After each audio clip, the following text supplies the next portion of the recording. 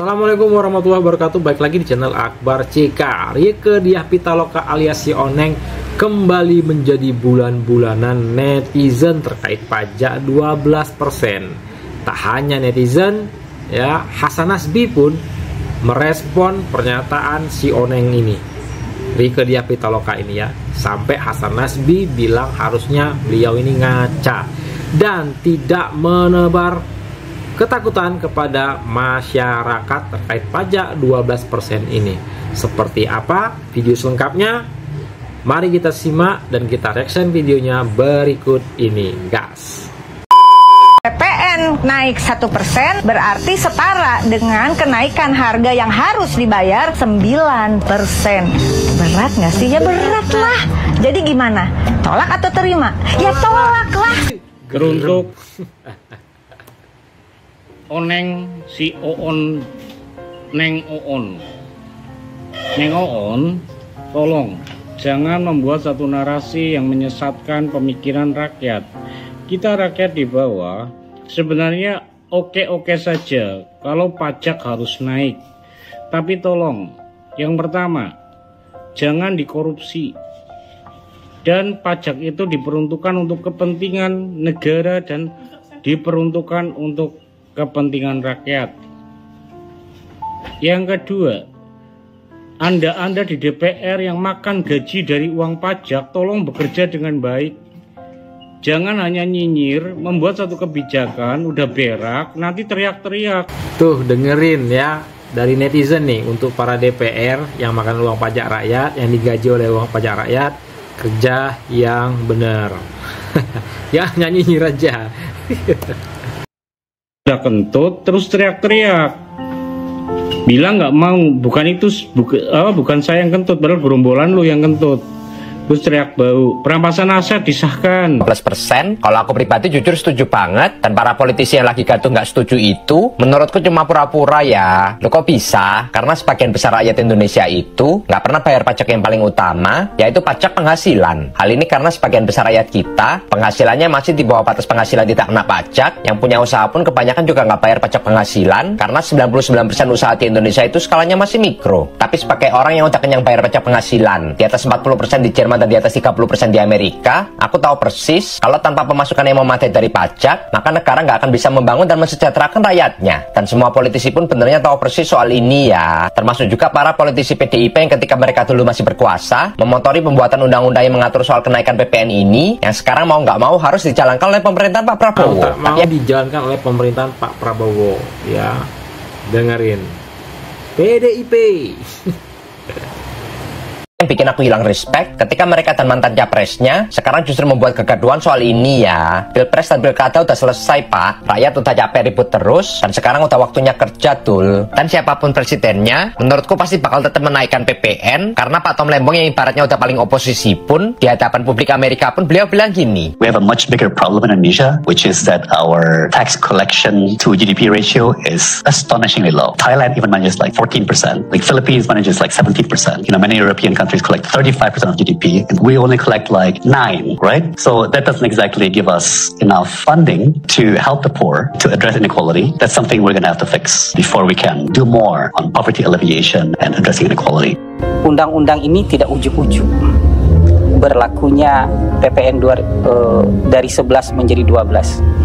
Saya selalu membahasakannya dari 11 menjadi 12. Karena kenaikannya 1 poin. Ya, jadi 12% itu dari 11% menjadi 12 itu naiknya 1 poin ya, 1%. Bukan dari 0 itu langsung ke 12, bukan. Bukan dari 0 kemudian jadi 12, tapi dari 11 menjadi 12. Ini tuh diperintahkan oleh undang-undang 3 tahun yang lalu. Bukan diperintahkan oleh pemerintah hari ini. Tapi pemerintah itu kan gak ada nama. Siapapun presidennya, siapapun DPR-nya, ketika sudah bersepakat presiden dengan DPR itu sudah keputusan berbangsa bernegara itu. Terserah siapapun presidennya, itu keputusan berbangsa dan bernegara. Jadi siapapun pemerintah itu pejabatnya itu disumpah loh, menjalankan undang-undang dasar, menjalankan juga undang-undang. Pejabat negara itu disumpah ya, menjalankan undang-undang salah satunya.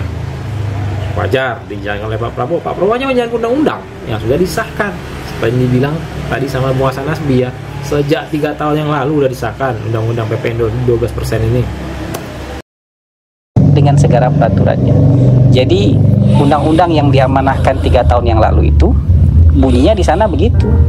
1 Januari 2025 PPN itu berlaku 12%. Kan tadinya untuk sekian lama 10%. Ya, sampai tahun 2021. 11% tahun Ya. 2021 yaitu setelah Covid ya. Iya. Terus setelah itu 2025 naik lagi 1%, itu tercantum di dalam Tercantum dalam undang-undang.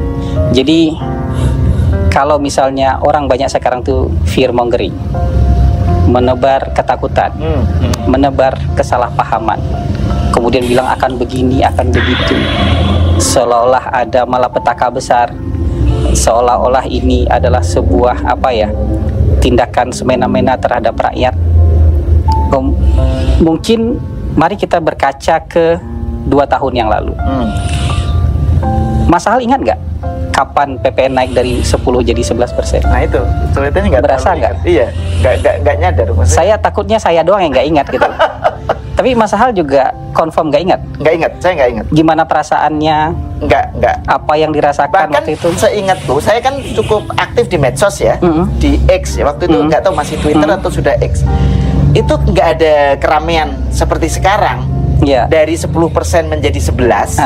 Padahal diputuskannya itu kan kita lagi habis COVID. dihajar COVID gitu, naik kan 1%. Itu nggak seramai sekarang gitu. Iya, makanya saya mau bilang bahwa orang-orang yang kemudian menebar ketakutan ini kan seperti lupa sejarah. Toh kita juga pernah mengalami ini 2 tahun yang lalu kan. Dari 10 menjadi 11 ini kan besarnya sama, dari 11 ke 12 kan nambah 1. Sama-sama nambah 1 dari harga pokok kan, PPN itu. Jadi waktu itu seingat saya nih, kecuali saya lupa nih, tapi kan saya konfirmasi juga sama Mas Al, saya juga betul-betul nggak terlalu ingat loh, nggak ada yang nempel di memori saya tentang sesuatu yang luar biasa ketika PPN naik dari 10 ke 11%. Padahal kondisi kita mungkin nggak sebaik hari ini. Kondisi kita baru benar-benar pulih, baru mulai pulih dari COVID. Jadi tepatnya itu April 2022. Saya nggak hafal tanggalnya, kalau saya nggak browsing saya nggak hafal tanggalnya.